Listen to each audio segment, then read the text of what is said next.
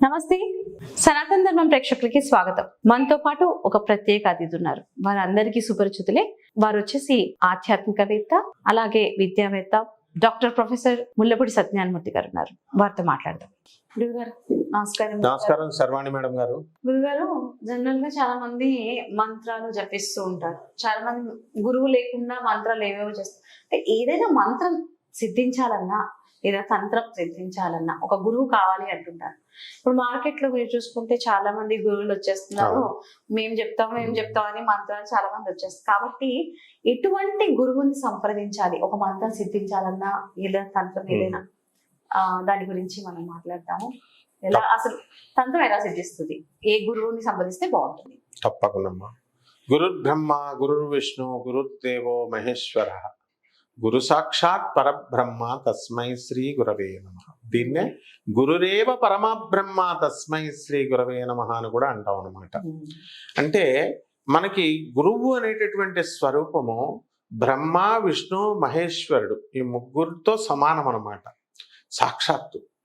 అయితే ఇప్పుడు మార్కెట్లో మొత్తం బోల్డంతమంది గురువులు ఉన్నారు. స్వామీజీల రూపంలో, ప్రవచనకాల రూపంలో, ఇక మామూలుగా ఇక మంత్రతంత్రాలని, జ్యోతిష్యం అని, ఇలా వీళ్ళంతా గురువులేనా అసలు అనేటటువంటి డౌట్ ఉంటుంది. తర్వాత వీళ్ళందరూ ఏం చేస్తారు పాపం, కస్టమర్స్ ప్రజలకు తెలియదు పాపం. వాళ్ళు ఎవరినైతే ఆ కాలం నుంచి కూడా ఎవరి దగ్గరలో అందుబాటులో గురువు స్థానంలో ఉన్నారో వాళ్ళ దగ్గరికి వెళ్ళి గురుగారండి అని చెప్పి ఇచ్చేస్తారు. ఇది చాలా తప్పు. క్లియర్గా యోగద సత్సంగ్ అని ఉంది. పరమహంస యోగానందుల వారు మా గురువు గారు, వన్ ఆఫ్ మై గురువు.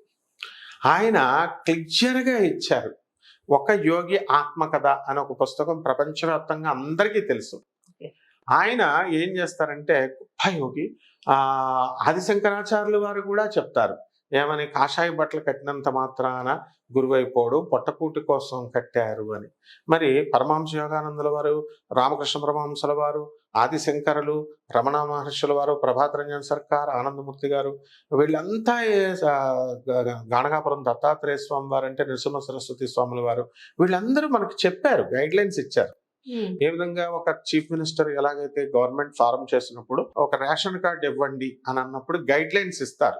ఇదిగో ఫ్రిడ్జ్ ఉండకూడదు, ఇంట్లో ఒక వెహికల్ కారు ఉండకూడదు, ఇలాంటి వాళ్ళకి ఇవ్వండి అని గైడ్ లైన్స్ అయితే ఎలాగైతే ఇస్తారో పాలసీస్ ఐఏఎస్ ఆఫీసర్లందరికీ, అలా గైడ్ లైన్స్ ఉన్నాయి. గురువు అంటే ఏంటంటే పరమహంస యోగానందుల వారు ఏం చెప్తారంటే, he should be designated by the God. దేవుడు నామినేట్ చేయాలి, ఫస్ట్ పాయింట్. రెండవది, he should carry forward from the guru parampara. గురు పరంపరలో ఉండాలి.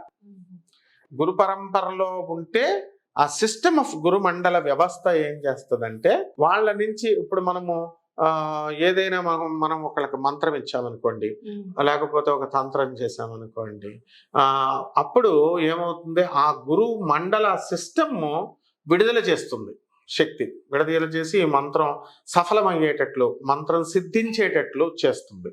అంటే మంత్రం సిద్ధించాలంటే ఏం చేయాలి? ఫస్ట్ కర్మలు అడ్డొస్తాయి మనకి. కర్మలు, పూర్వజన్మ కర్మలు అడ్డొస్తాయి. ఆ అడ్డొచ్చినప్పుడు ఆ కర్మలు మనకు పోనప్పుడు ఈ ఫలితం రాదు. ఉదాహరణకి కనకధార స్తోత్రంలో జగద్గురువులైనటువంటి ఆదిశంకరాచార్యులు వారు ఒక పేదామి ఇంటికి వెళ్ళి భిక్షాం దేహి అని అడిగితే, పాపం వాళ్ళకి ఉన్నదే ఒక్క చీరామికి, తర్వాత ఉన్నదే ఒక్క ఉసిరికాయ, రావి ఉసిరికాయ, ఒక శివలింగం ఉంది. అక్కడ శివుడికి అది నైవేద్యం కింద పెట్టుకుంది. మధ్యాహ్నం భోజనం అదే తనకి.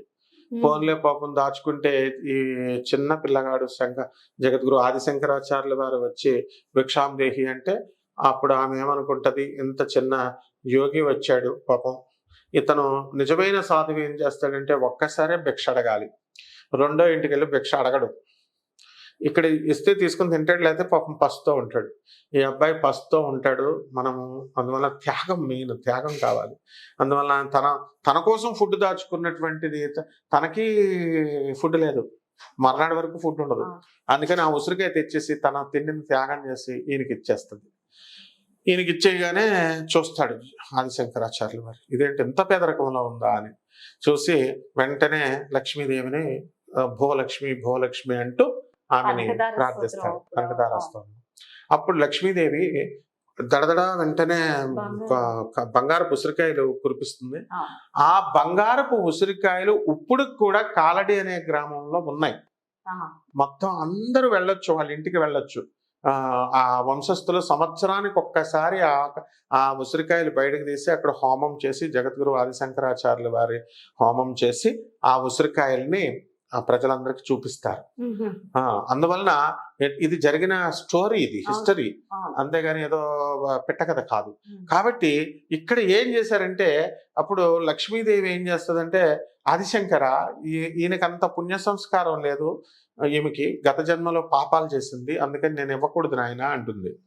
అంటే అప్పుడు ఏం చేశాడు జగద్గురు ఆదిశంకరాచార్యుల వారు, in the special discretion power, with the special discretion power of Jagadguru Adi Shankaracharya, I dismiss her evil effects అంటాడు. అంటే జగద్గురు స్థానంలో జగద్గురు అయినటువంటి నేను, ఆదిశంకరుడు అయినటువంటి నేను, ఆయన పుట్టుకితే ఆయన పుట్టుకతోనే జగద్గురువు. అదంతా ఊరికే సర్వజ్ఞపీఠం, మిండన మశ్రుడితో వాదించడం, ఇవన్నీ లీలగా చేస్తారు, ప్రజలకు అర్థం అవ్వాలి. బైభర్త ఆయన సాక్షాత్ శివుడే జగద్గురువు. కాబట్టి నేను ఆమె కర్మలన్నింటినీ పక్కకు తోసేస్తున్నాను, క్షయం చేసేస్తున్నాను అన్నాడు.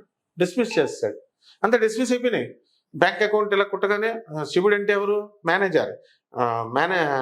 మన శివుడు ఐశ్వర్యం ఈశ్వరాది ఇచ్చేది, ఈశ్వరుడు ఐశ్వర్యాన్ని ఇస్తాడు. లక్ష్మీదేవి కదండి మరి డబ్బులు ఇచ్చేది అంటే, లక్ష్మీదేవి కూడా ఇస్తుంది, కానీ క్యాషియర్ అక్కడ అర్థం చేసుకోవాలా. అంటే వినాయకుడు చదువులకి, విఘ్నాలకు అధిపతి. వినాయకుడు డబ్బులు ఇవ్వడానికి అంటే డబ్బులు ఇస్తాడు, కానీ డబ్బులు ఇచ్చే డిపార్ట్మెంట్ లక్ష్మీదేవి. వినాయకుడు చదువు ఇవ్వడానికి అంటే చదువిస్తాడు, చదువుల డిపార్ట్మెంట్ ఎవరు? సరస్వతి. ఈయన విఘ్నాల డిపార్ట్మెంటే, కానీ విఘ్నాల డిపార్ట్మెంట్ కాకుండా ఈ కూడా చేస్తారు అన్ని దేవుళ్ళు, కానీ స్పెషల్ గా ఒక్కొక్కళ్ళకి ఒక్కొక్క డిపార్ట్మెంట్ ఉంటుంది. అందుకని ఈయన ఏం చేస్తాడంటే, శివుడు మేనేజర్ అయితే లక్ష్మీదేవి మోస్ట్ క్యాషియర్. మనం బ్యాంక్ వెళ్ళగానే నాకు అకౌంట్ ఇవ్వండి అంటే, అకౌంట్ లక్ష్మీ క్యాషియర్కి చెక్ చేయమంటాడు. క్యాషియర్ చెక్ చేస్తుంది, ఆమెకు ఆమె ఇచ్చేది. చెక్ చేసి బ్యాంక్ బ్యాలెన్స్ ఉందండి, కొంత ఇవ్వచ్చండి అంటే, అప్పుడు మేనేజర్ సైన్ చేస్తాడు. మనకి అదే కర్మలు అనమాట.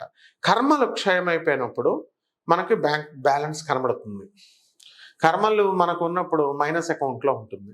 కాబట్టి ఈ గురువు అనేటటువంటి ఆదిశంకరాచార్యుల వారు ఏ విధంగా అయితే కర్మలు తీసేశారో ఆ శక్తి వీళ్ళకు ఉండాలి.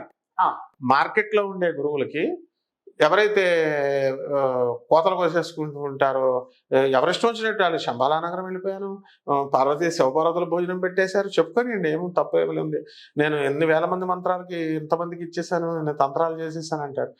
ఇవన్నీ కూడా ప్రజలు గమనించుకోవాలి, గమనిస్తారు కూడా, వాళ్ళు తెలివైన వాళ్ళు. అది గురు పరంపరలో రావాలి. ఇప్పుడు ఉదాహరణకి, ఇప్పుడు గురు పరంపర అంటే మళ్ళీ అదేదో పెద్ద ఇదని కాదు.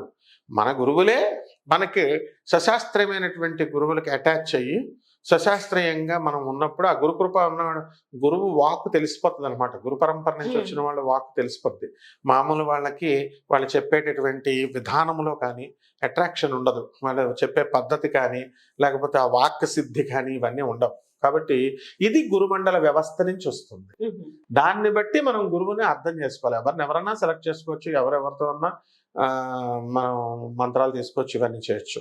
కాబట్టి మనం ఈ విధంగా గురువుని గుర్తించాలి. ఆ గురువు మంత్రం గురువుతో తీసుకోవాలి అన్నదానికి రీజన్ అది. ఇంటర్నెట్లో చదువుకోవచ్చు, పుస్తకాల్లో మంత్రం చదువుకోవచ్చు, ఏదైనా చేసుకోవచ్చు.